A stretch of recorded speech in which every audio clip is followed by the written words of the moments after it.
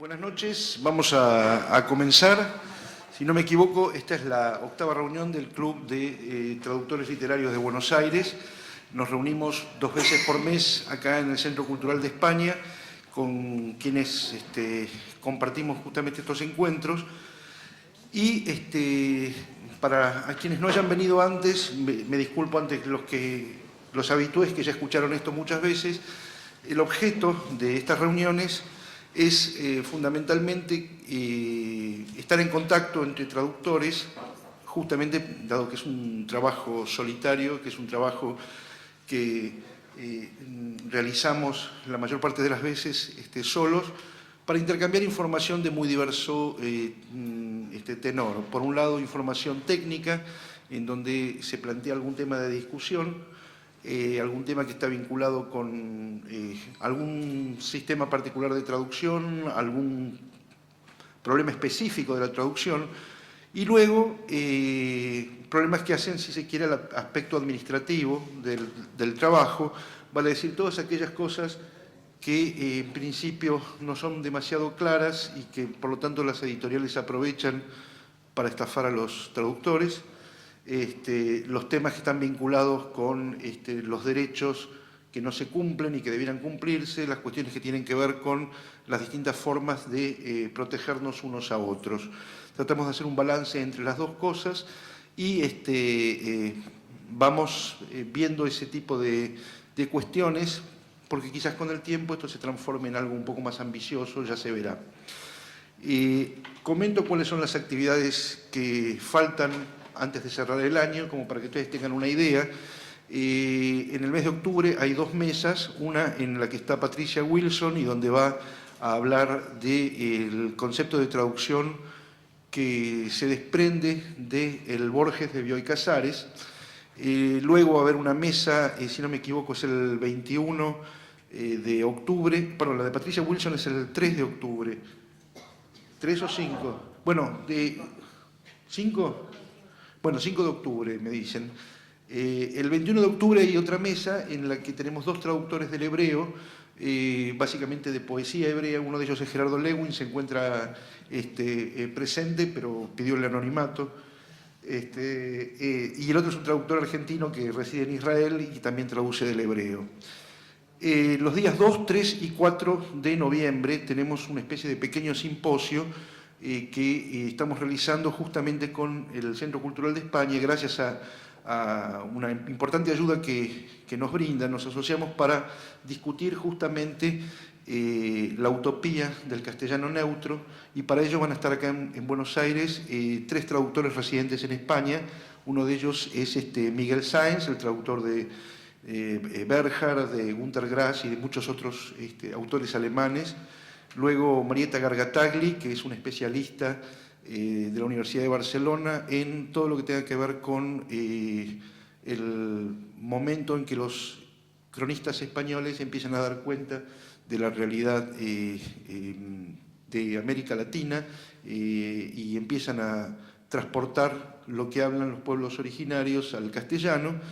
Y luego Juan Gabriel López Guix, que aparte de ser traductor de Lewis Carroll y de Sacchi, es también traductor de Don DeLillo, traductor de Tom Wolfe, etc.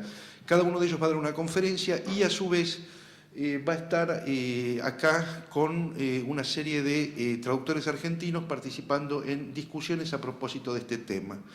El año muy probablemente lo vamos a cerrar alrededor del 20 de noviembre con una mesa en la que va a participar Albert Freixas, traductor catalán residente en Argentina hace muchos años, y que nos va a informar a propósito de cómo fue el sistema de agremiación de los traductores españoles antes de armar el sindicato de traductores que existe y que funciona muy eficientemente en España. Y con eso brindaremos y nos iremos cada cual por nuestro lado a seguir traduciendo, por lo menos hasta el año siguiente. Hoy tenemos como invitado a Pablo Nadón, que le agradecemos mucho que se haya costeado desde Córdoba, donde reside. Él, aparte de ser poeta, aparte de ser director de la revista Fénix, aparte de ser traductor fundamentalmente del italiano, si no me equivoco, es también profesor universitario y va a hablar justamente sobre la traducción de poesía en Argentina, algunas de las cosas vinculadas a la traducción de poesía en Argentina. Los dejo con Pablo. Gracias, Jorge. Buenas noches. Yo pido disculpas porque me informa Jorge justamente de que normalmente se habla y yo me he traído en cambio los papeles para no someterlos a un tartamudeo continuo y por otro lado tal vez se exceda un poquito los 20 minutos. Espero que no demasiado, creo que no. La otra disculpa es porque originariamente habíamos pensado que hablara sobre aproximaciones a la traducción de poesía en la Argentina. Luego yo estuve pensando que, dado que es un texto que ya se ha publicado, sería más interesante ofrecer algo nuevo. Y estuve reflexionando otras páginas que están vinculadas con ese ensayo, pero que he preparado para este encuentro. Y se llaman Diario del Traductor, Venturas y Desventuras de la Traducción Poética.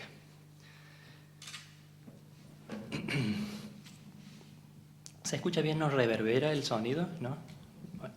Extraño destino el del traductor de poesía. En su tarea se conjuga de manera admirable y penosa mucho de cuanto tiene de esplendor y miseria, utilizo la expresiva fórmula de Ortega y Gasset, la creación literaria.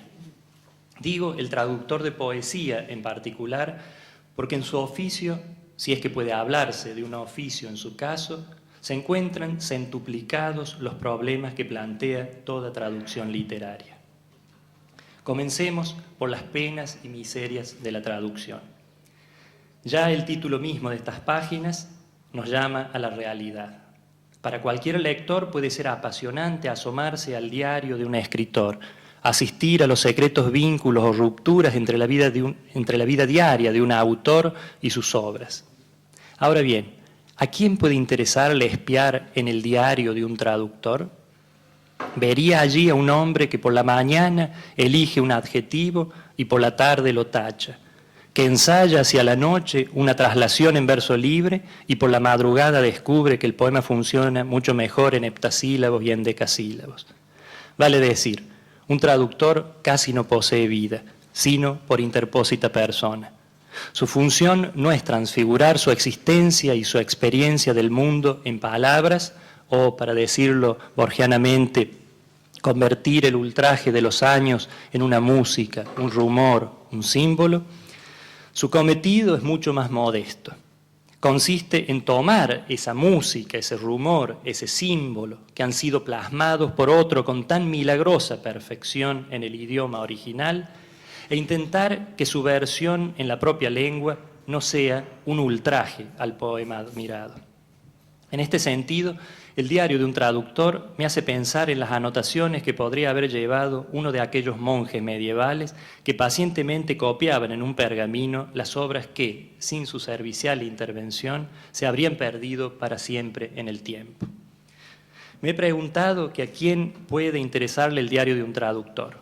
Confieso que a pocos lectores, pero agrego que yo estaría incluido entre ellos. La razón es que, como fue observado por el mismo Borges en su ensayo Las traducciones homéricas, ningún problema es tan consustancial con las letras como el que propone la traducción. Vale decir, todo poema logrado es un prodigio verbal, un misterio hecho de palabras, las mismas palabras de todos los días, pero transformadas en un objeto mágico, un talismán sonoro. El traductor es aquel que busca indagar en ese misterio, en la razón por la que ese conjunto de palabras ejerce su hechizo y que intenta recrear tal embrujo en la propia lengua. Como una vez me dijo el poeta, ensayista y traductor Eduardo Sanguinetti, cuando yo leo a Shakespeare, entro verdaderamente en otro planeta, históricamente lejano de nosotros, y trato de adivinar cuál podía ser su significado. Tiene lugar una suerte de diálogo con los muertos. En fin, el traductor, decía Sanguinetti, es un chamán evoca imágenes de difuntos para sus contemporáneos y de esa manera vuelve a los muertos contemporáneos y vivos. Allí terminan las palabras de Sanguinetti. La traducción de poesía es difícil. Algunos piensan incluso que es imposible. El poeta norteamericano Robert Frost, por ejemplo, definía la poesía como aquello que se pierde irremediablemente en una traducción. O sea, lo que es la poesía es eso que se pierde en la traducción.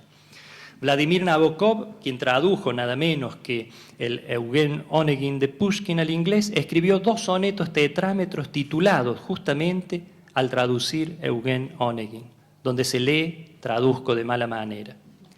¿Qué es la traducción? Sobre un platillo, la pálida cabeza escrutadora de un poeta, un chillido del oro, el parlotear de un mono y la profanación de los muertos. Entre el diálogo chamánico con los difuntos y la profanación de los muertos, como puede verse, estamos en el terreno de la necrofilia, hay posiciones intermedias. Pero, ¿qué es lo que hace tan ardua a la traducción poética? Fundamentalmente, creo yo, la delicada y precisa conjunción, identificación, amalgama del sentido y del sonido en todo poema que se precie. Si el traductor se concentra en el sentido y desatiende el sonido, tendremos esas traducciones literales, tan abundantes en el ámbito académico, que pueden ser útiles como suerte de diccionarios para acercarnos al texto original, pero que raramente producen un efecto estético por sí mismas. Si el traductor se concentra en el sonido, en la recreación de la métrica, la rima y en general la musicalidad del verso, se corre el riesgo de que la traducción fuerce demasiado el significado y vuelva irreconocible la materia semántica del poema. Otro aspecto que dificulta la traducción es que la poesía trabaja a menudo con la irisación connotativa de las palabras, ese halo de sugerencias que posee un término o una expresión idiomática y que no siempre encuentra su correspondiente exacto en las palabras de la lengua a la que traduce. Por otro lado, está la distancia a la que aludía Sanguinetti en la entrevista que mencioné precedentemente. Puede ser una distancia de diverso orden, distancia temporal, distancia cultural, distancia espacial. Por ejemplo, la resonancia que tenía en el siglo XVII, en un poema de amor de John Donne, la alusión al Nuevo Mundo, el poeta invita a la amada a una exploración más interesante que la de las nuevas tierras descubiertas, no es la misma que puede tener en nuestro siglo. Las evocaciones que puede traer la palabra abril en el célebre inicio de La Tierra Baldía, April is the cruelest month, no es la misma que posee para los habitantes del hemisferio sur, donde este mes no se relaciona con el inicio de la primavera, por supuesto, sino con el otoño.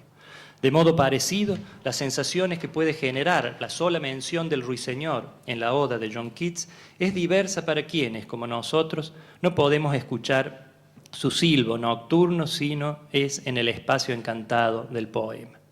Como se sabe, no hay ruiseñores en nuestras latitudes, salvo aquellos que cantan inolvidablemente en el soneto conclusivo de La Urna de Banch y en otros textos menos atentos a la ornitología circundante que a la literaria.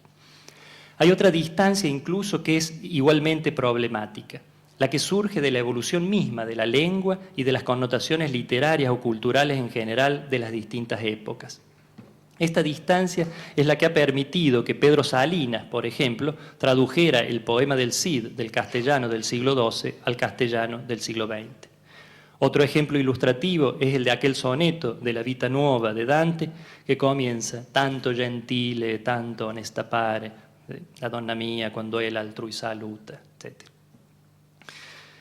Lugones, en su convincente traducción del poema, vierte: «Tanto gentile e tanto onesta pare la donna mia quando él altrui saluta, che ogni lingua divien tremando muta e gli occhi non l'ardiscon di guardare». ¿Sí? Lugones vierte: «Es tan pura y gentil mi bien amada, que solo al verla saludar cumplida, toda lengua enmudece estremecida y no se atreve a alzarse la mirada».